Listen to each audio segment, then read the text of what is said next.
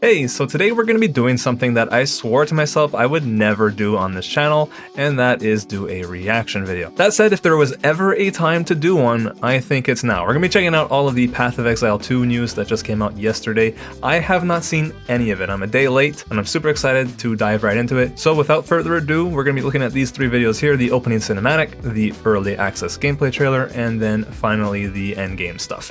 So yeah, I am stoked. Let's see what GGG has been cooking. Sir, just what are we facing here? A relic of the old world. Ready your men, Captain. We will only get one chance. And remember, when you hear the whispers, call for help. Do not attack! This is so dark. When you hear the whispers, what do you think he was on about? It's Dorman, right? Yeah? Then Dorman. Shut your damn mouth. Ugh, why do I always get stuck with these rookies? Hey, the kid's got a mean cleave. Give him a chance. Quiet.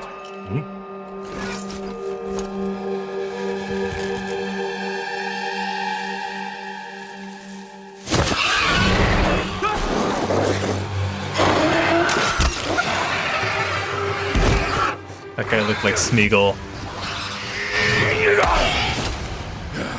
Sullen!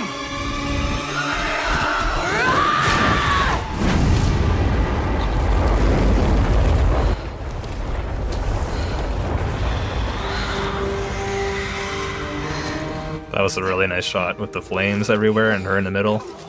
A mean cleave, eh, Captain? Rookie can't even lift his own sword.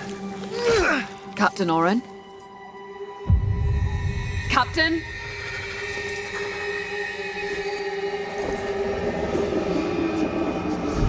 It's here. Rain! Send the signal! What the fuck? Rain! Holy shit. On my back, blade up! Come on, come on! I'm ready. I'm ready.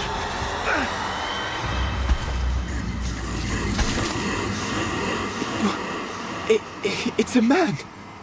No, it's not.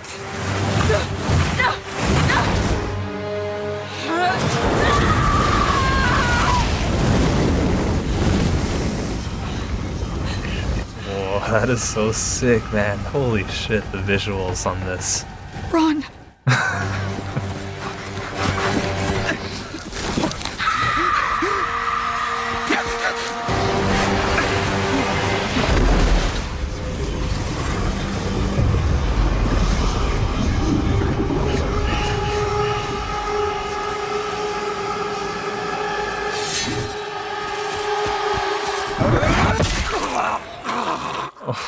Oh no.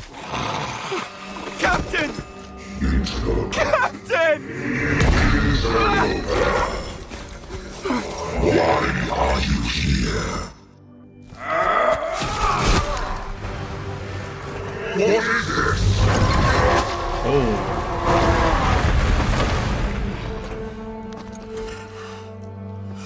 Are those Kalgurin runes? Looks like it.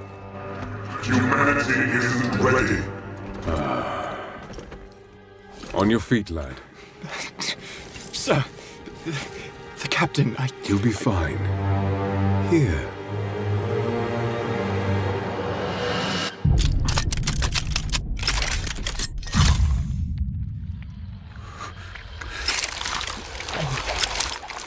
Oh. What is this?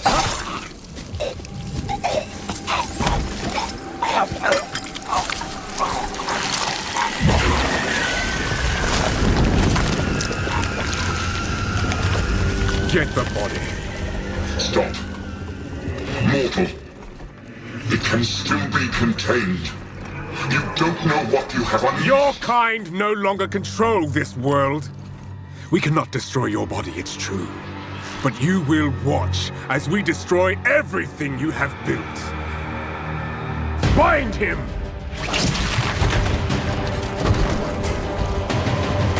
Feed.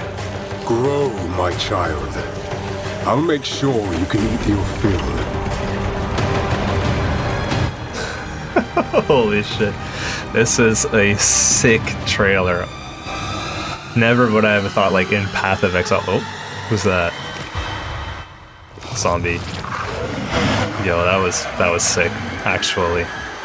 Wow.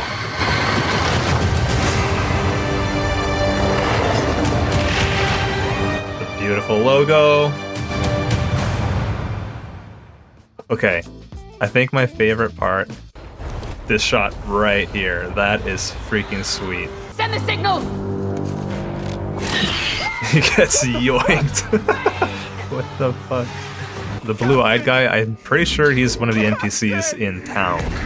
So I'm curious to see how that all works out. I remember him being in the Act 1 town.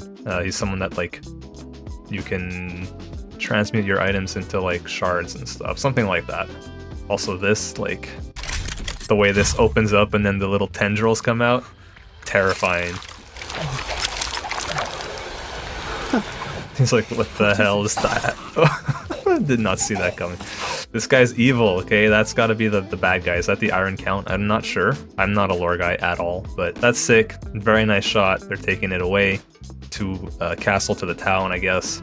Don't know if there's gonna be cinematics for every act, but if there are, that is freaking insane.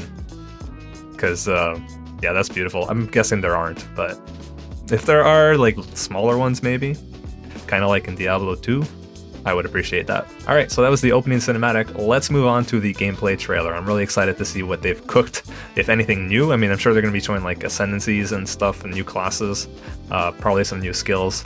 But yeah, let's check it out. Existence is a thing of beauty, precious, but impermanent. Life and death are mortal enemies, and yet bound to one another. The continuation of life must be protected at all costs.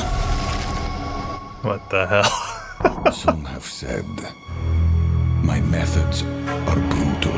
Is this Doriani? It's gotta be. To this, I say, there can be no salvation without sacrifice. Yeah, that's Doriani. That's his fist.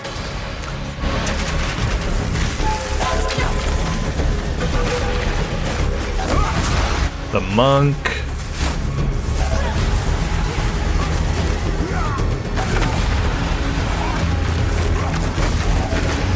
Oh, that guy looked cool. With the big shield and the flail. Big ass passive tree. Those are all different classes. Yeah, that is a player transformation. That's sick. Incinerate.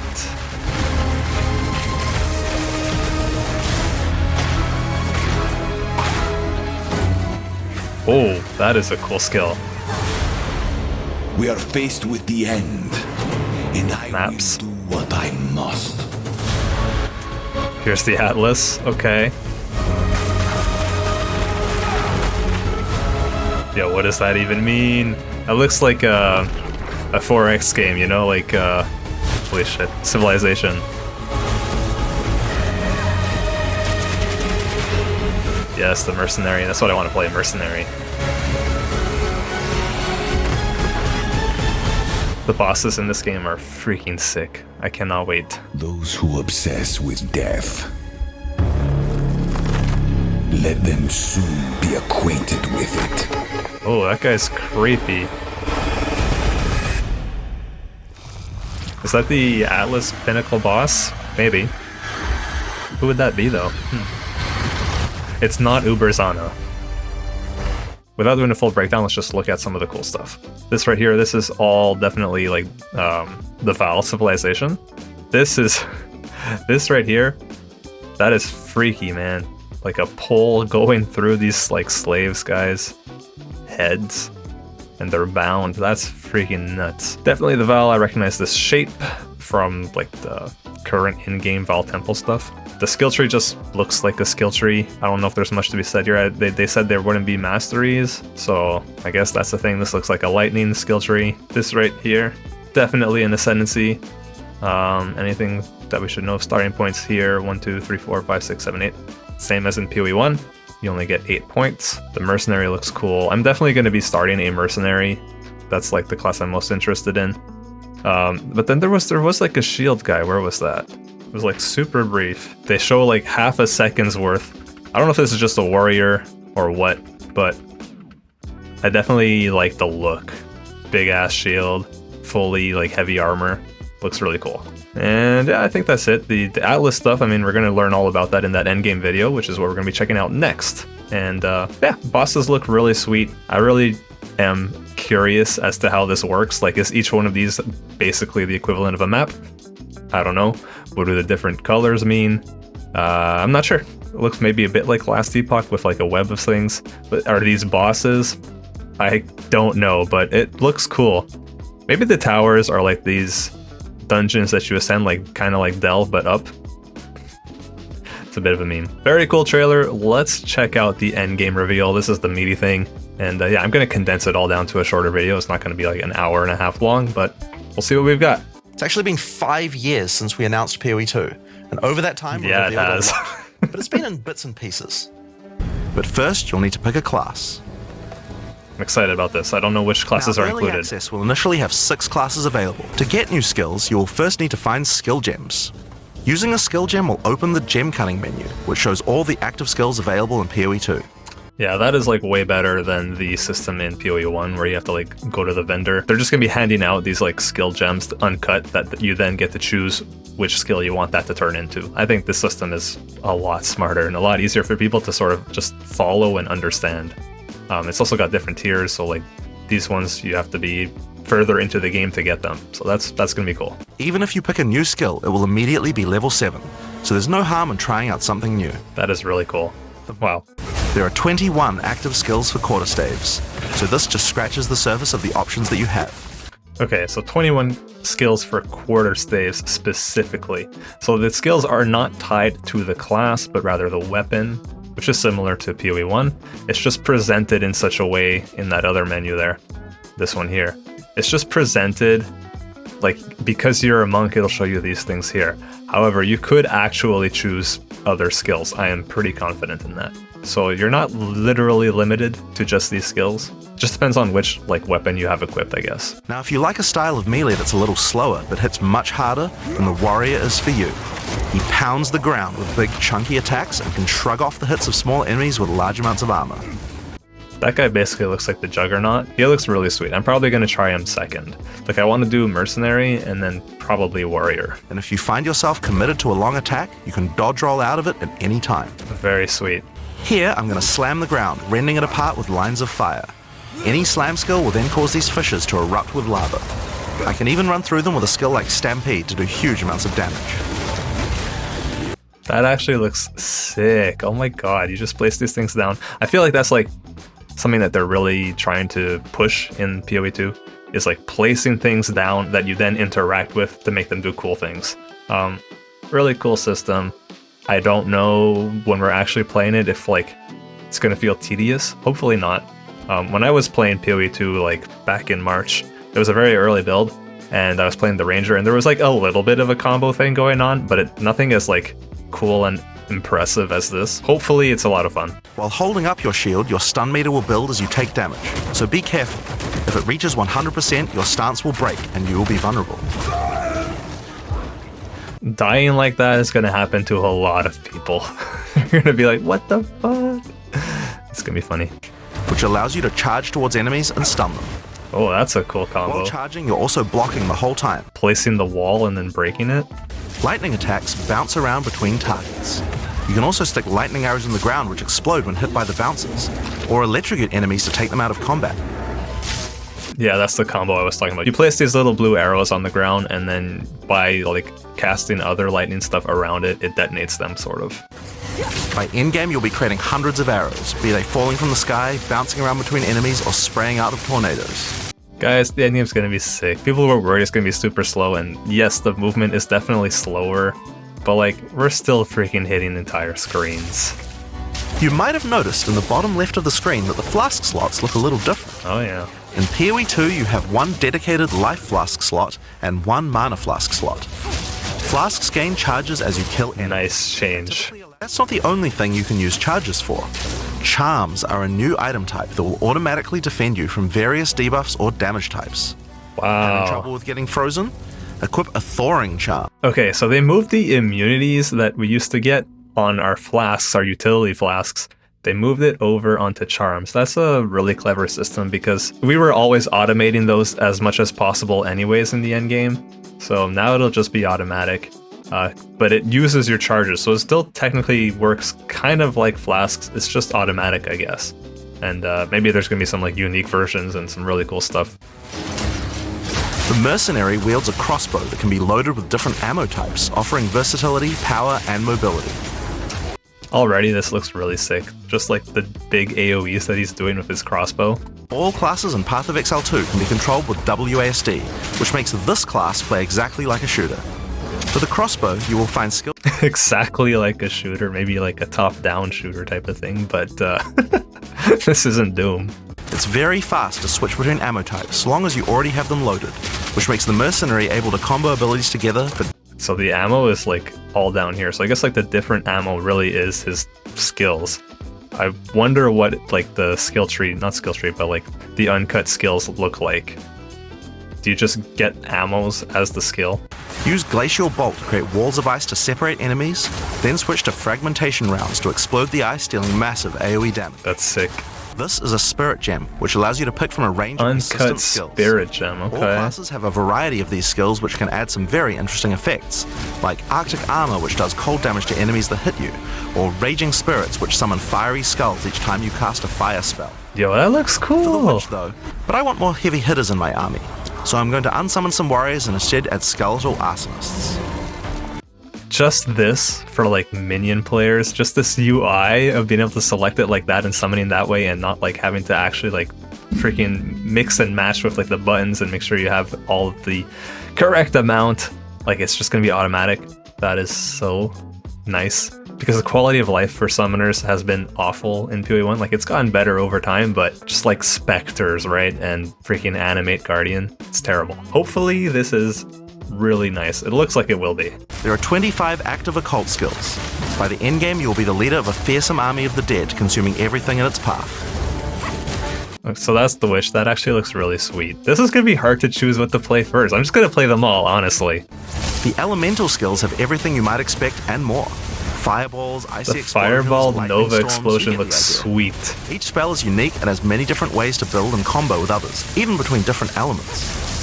For example, Flame Wall conjures a burning line that not only damages enemies, but also empowers all projectiles that pass. Okay. Come on, that is so cool. The lightning actually gets the fire effects. Like, I wouldn't mind if it was just the gameplay, but visually it does too. Very nice, very nice. I am happy to see that. You could grab the Cast and Ignite gem and use it with Firestorm. As you ignite enemies, a counter will go up in the top left corner.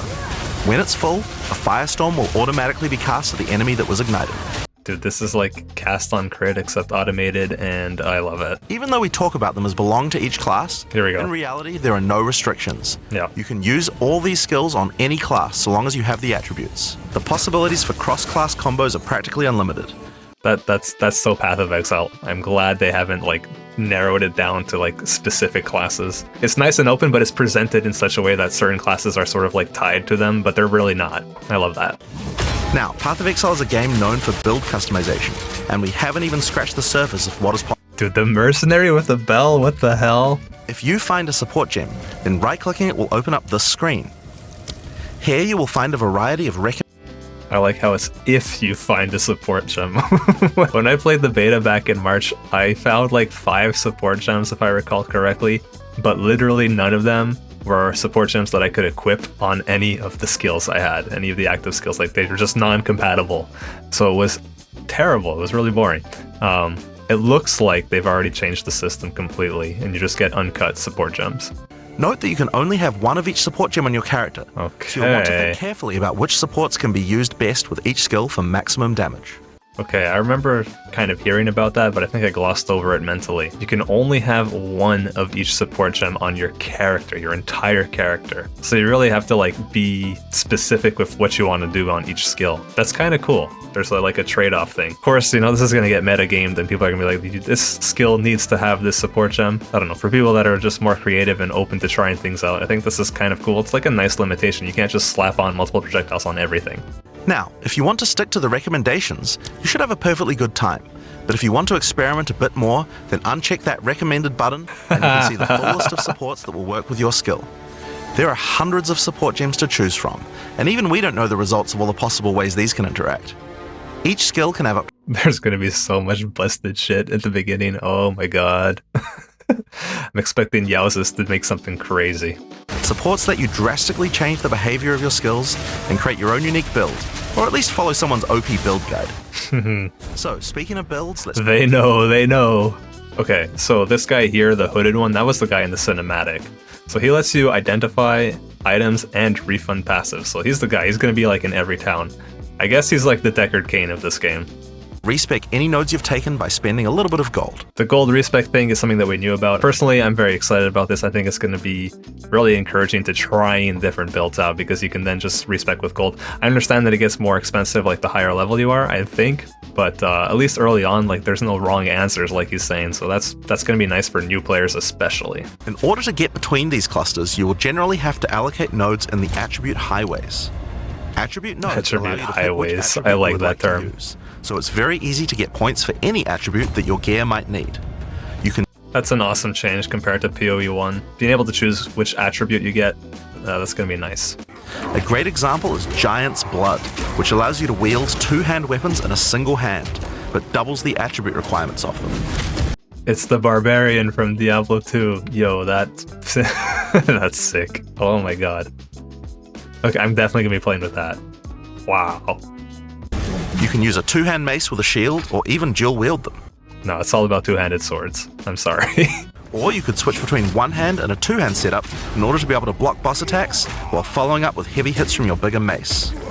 It's a really cool system. I like that. It has a lot of inherent flexibility with how you build your character that way. I like that. It's going to be fun. Just having like two actual setups, unlike in PoE 1 where you like your second set of weapons or shield, whatever, is basically just like a place to put gems to level up, except for like in specific builds.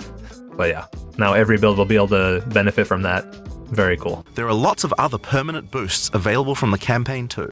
So this is the campaign map. This is Act 1.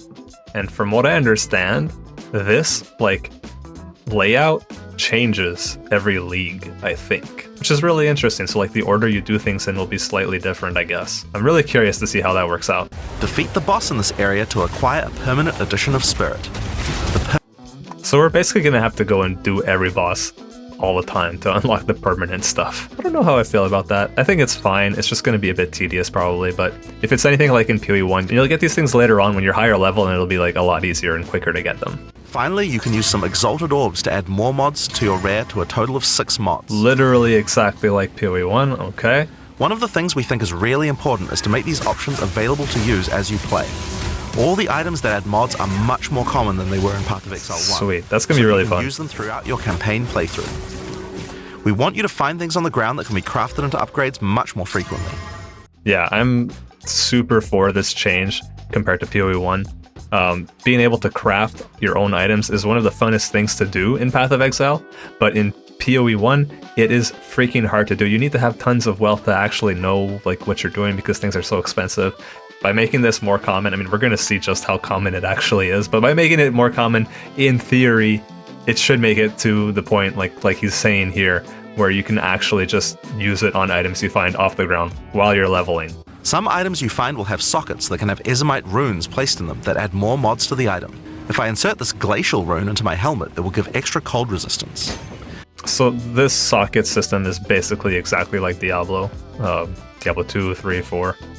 Where you just put in, they're calling them runes, but it's essentially like the chipped emerald and that kind of shit. Now, most gear in Path of Exile 2 is randomly generated, but there's another type that isn't. Uniques. They are especially rare, each with a handcrafted set of unusual mods which can dramatically change it. Let's see what this is. lightning res, dex, evasion, boring. Gain up to 40% increased movement speed at random when hit until hit again. Well, that sounds terrible. I mean, yeah, no, that sounds really terrible, just in terms of like how it's gonna feel. This is like a 1 alch item. And as you can see, every single unique item comes with custom art to match. Thank you. Thank you. Custom armor, like a new armor set for every unique. I highly appreciate that. I think all of us casuals that are just like into the fashion of our characters in all of the games that we play, this is going to be huge. Because one thing in PoE1 that is like, there's nothing more disappointing than getting this sick unique item that you've been working towards, and you put it on and it's a fucking bucket on your head. Like, this is going to be really a game changer in terms of enjoyment. And yeah, I mean, everybody has their like MTX and armor sets, but this is one of those things that I've been wanting for a long time. I really love the cosmetic aspect of playing these types of games and making your character look really cool and tailoring the look to how I want them to look. The last character progression system that you can do during the campaign is Ascension. During the campaigns. Alternatively, you could become a Chronomancer. Chronomancer. She literally has the ability to stop time with time freeze. That's what that was. That is sick. She has many other time manipulation abilities. Yo, she actually gets a skill from this. Okay, ascendancies are much more interesting. With Jade Heritage, you can encase your body in a protective layer that absorbs all damage until it breaks. That's kind of cool, but clunky. With Surprising Strength, you can take advantage of stunned enemies to deal 40% more damage. Okay, those warrior ones are a little bit underwhelming compared to the rest that they've shown. She can choose from one of several throw. So Ranger just has the same ascendancies already in PoE1. While a fulminating one can shock your enemies, allowing you to do extra damage. It's kind of cool that the flasks are actually tied to the ascendancy itself, though. With Pyromantic Pact, you can turn your mana into Infernal Flame. Ooh. As you cast more spells, the flame builds up, and if it overflows, you'll take damage. Also that seems into hard a to literal manage. Demon. We'll see. While in demon form, she takes an increasing amount of damage, but her cast speed and damage increase rapidly as well. So if you're planning on transforming into a demon, make sure you stack a lot of life recovery. I really like this. That's going to be freaking awesome to play as. Demon form. I love it. Once you've got a significant amount of life, you can use Gore Spike to make your critical hits deal incredible amounts of damage.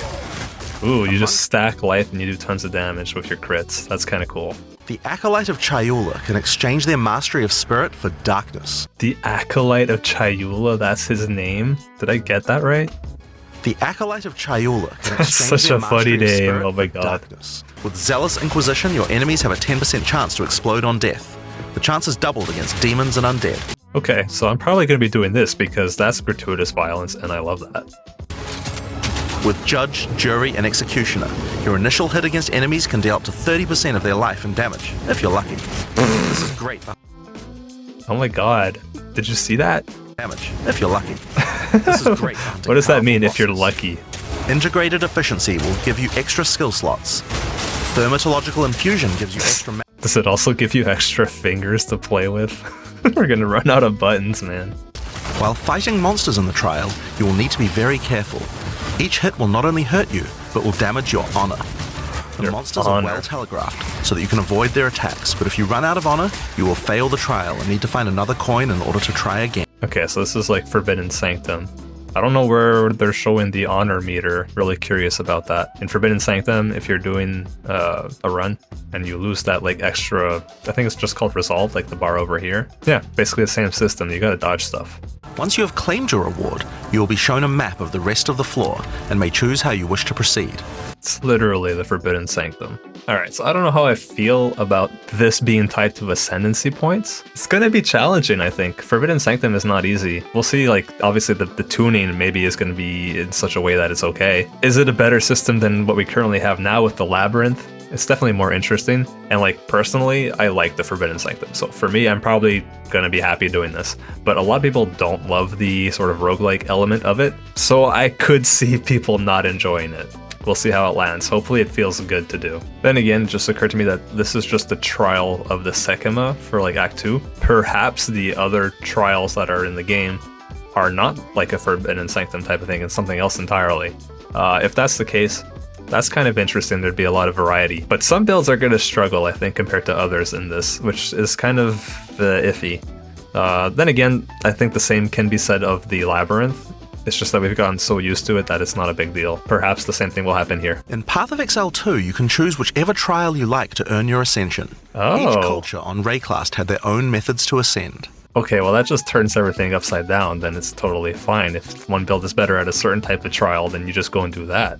I wonder if Ascension is going to be more tied to like an endgame thing, even just getting your first ascendancy, as opposed to like you made it to Act 3, time to ascend. Because if it's tied to a different culture, I'm assuming you only see those cultures at certain points in the campaign. These modifiers might beef up the monsters, curse the player, or add environmental hazards like turrets or trap runes. In this case, we'll be picking shocking turrets. So it's ultimatum-ish. So this is more of a traditional combat-focused trial, I suppose. At least for this room. Each tribulation you add is minor on its own, but they quickly stack on top of each other and can become overwhelming. Yeah, that's ultimatum. This is pretty cool. Like, it's a nice take on it. There are many types of chambers in the trial. Each will test your resolve in different ways. Something that happens almost every time a new action RPG launches is people saying, there isn't enough in-game content. Well, we want to make sure that in PoE 2, people don't feel that way. Yeah, and we that's actually good. only changed our development priority for this recently. The first 3 acts of PoE 2 already take around 25 hours to... That's humongous. 25 hours for 3 acts? Dude, what the hell? I mean, I know we're gonna get better at it and we'll probably like bring this down to like 10 hours, but holy moly, that's a long time. Then acts 1 through 6, it's gonna be like what, 40 hours, 45 hours for a single character, and then the endgame starts? It's gonna be slow. complete if you're a new player. This is already a pretty significant campaign. If you're a new player, okay. So he's acknowledging that, yeah, it's gonna be faster, but 25 hours, I guess in PoE 1, like, people that are new to the game also take roughly that amount of time to get through it. I mean, give or take a few hours, I guess. That seems like a long time. Hopefully it doesn't feel slow. That's my main concern. If it's well paced, then I guess it's fine. A lot of people just want to get to the end game, so that might feel like a slog. If it takes 25 hours just to get there, I mean, in early access, and then at full release, if it takes like 40 hours to get to the end game, that's a long time for each character. That's not insignificant. People are going to really have to choose a character that they want to play for a long time. Yeah, I don't know. I mean, it's cool, it's meaty, but it feels like a lot. We'll be adding content to roughly double the size of the game during early access and into release. During early Now, access, in order that's to make awesome. the endgame happen at the same character level as what it would be after we added the rest of the acts, we've added a second difficulty level called Cruel. Oh no. We repeat the campaign with... Oh no. Okay, that's old school. I guess it's like temporary. Damn. I really don't know how I feel about this. Okay, no, I do. I don't like this, but hopefully, man, that's a bummer. I did not want to hear that. I was hoping you just play Acts 1 through 3 and then endgame starts there. Having to do Acts 1 through 3 twice, very old school, and like, it's fine as a temporary thing, I suppose. But dude, that's gonna suck. Hi, I'm Mark Roberts, Roberts. Game Director on Path of Exile 2. This is the Atlas, and it serves as the core of the endgame for Path of Exile 2. Looks It's sweet. infinite and expands in all directions. It's infinite. Okay, so unlike the current Atlas in PoE where you just have one map of each thing, this just goes on forever. To go to an area, simply click one that is adjacent to an area that you have already completed. Insert the waystone and click Traverse. Portals will open, So they're not maps anymore, they're waystones. Okay. allowing you and your party to travel to the area you have selected. All the areas in the endgame feel distinct from the locations in the campaign, and we Yo, it's Flicker Strike. Okay, hold on. This is Path of Exile 1 in the endgame. have dialed the randomization up to 11. The monster packs you will face in each map are totally random, and the combination of them can lead to some very interesting combat. Totally random packs of monsters. Okay, that's gonna be sketchy.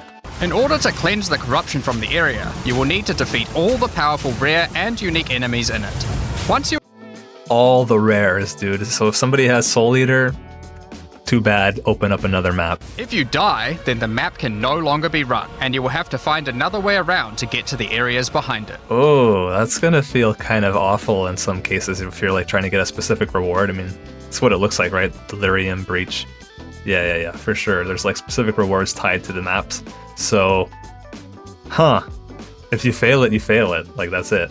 Rarely, essences will also drop that allow you to upgrade magics to rares, adding the guaranteed mod.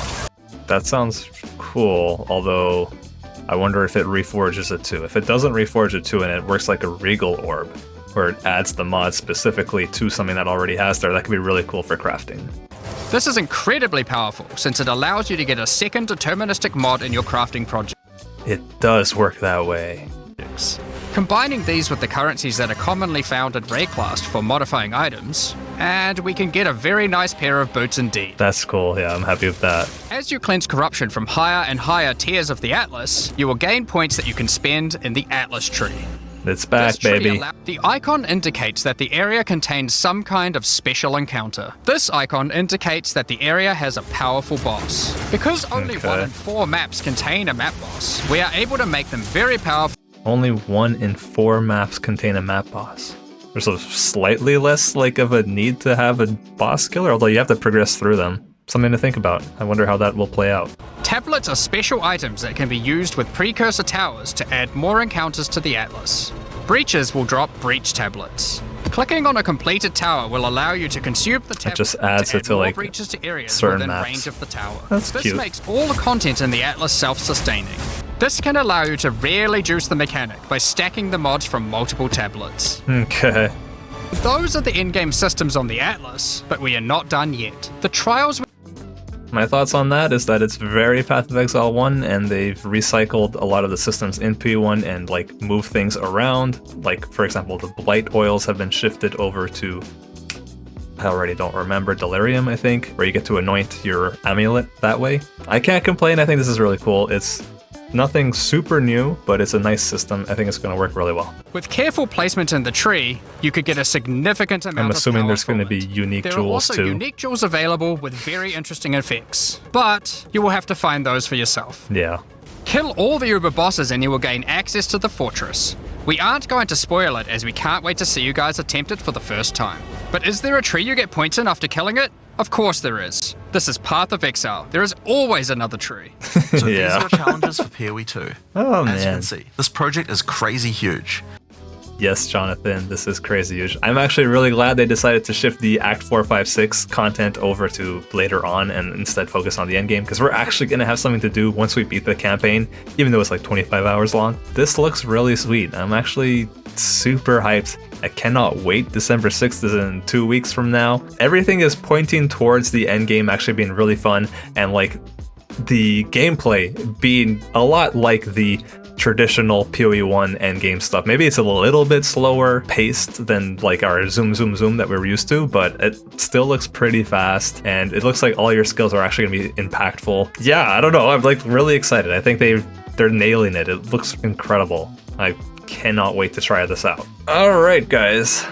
That's it. That's everything in here. I'm not going to be going over the Ziggy D interview. I'll check it out on my own time, but you guys can do that too. I'm sure there's going to be a lot of information in there, but honestly, I don't really have many questions. They did a really good job explaining everything that they showed off today. Oddly enough, everything that I was a little bit skeptical that we saw, they then like addressed immediately after. So I get the impression they really thought this through. I'm really glad they chose to do the endgame stuff, and like, yes, there is a necessary evil in that we're gonna have to repeat the campaign twice before we can reach the endgame during this early access period. But like I said, necessary evil, I think it is something that they just don't have another option. I mean, you could sort of start the endgame earlier, but then you don't really get a good feel, I guess, for what it's gonna be like when you're actually playing the game. Whereas with this, Act 4 through 6 being replaced by 1, 2, 3 again, at least it's simulating the same kind of progression. I'm really excited. I'm like looking forward. I want to play right now. As far as like the MTX stuff go, the supporter packs,